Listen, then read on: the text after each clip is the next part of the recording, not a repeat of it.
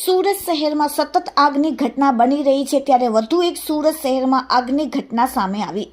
Katargam GIDC industrial વિસ્તારમાં મંડપના ગોડાઉનમાં ભીષણ આગ લાગી। આગ લાગતા ફાયર વિભાગ ઘટના સ્થળે પહોંચ્યું। આગ લાગતા અફરાતફરી મચી ગઈ અને લોકો ડરના મારે ભાગવા લાગ્યા। 9 ફાયર સ્ટેશનની 15 થી 17 ગાડીઓ ઘટના સ્થળે આવી પહોંચી છે। હાલમાં ફાયર વિભાગ દ્વારા પાણીનો મારો ચલાવી આગ પર કાબુ મેળવવાનો ફૂલ પ્રયાસ શરૂ કરવામાં આવ્યો છે, જેથી આસપાસના ઇન્ડસ્ટ્રીયલ વિસ્તારોમાં આગ પ્રસરે નહીં। મંડપના ગોડાઉનમાં ભીષણ આગ લાગતા મોટા પાયે નુકસાન થયાનું અનુમાન। ફાયર ચીફ ઓફિસર તેમજ તમામ ઉચ્ચ ફાયર વિભાગના અધિકારીઓ ઘટના સ્થળે આવી પહોંચ્યા છે। આગની પ્રચંડ જ્વાળાઓ ફેલાતી જોઈને લોકોમાં ભયનો માહોલ છવાયો છે। Bureau report, Daily India TV, Surat. Basant Kumar Pareek, chief fire officer. GIDC Katargam industrial विस्तार में मंडप का गोडाउन में आग लगने का कॉल आया था फायर ब्रिगेड के पास में इवनिंग में 4:45 पे।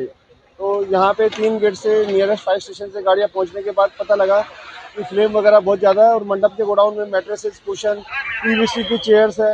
काफ़ी फ्लेम होने की वजह से आजू बाजू में इंडस्ट्रियल विस्तार है, उसको देखते हुए 7 से 8 गेट की गाड़ियाँ और तमाम अधिकारी यहाँ पे बुलाए गए।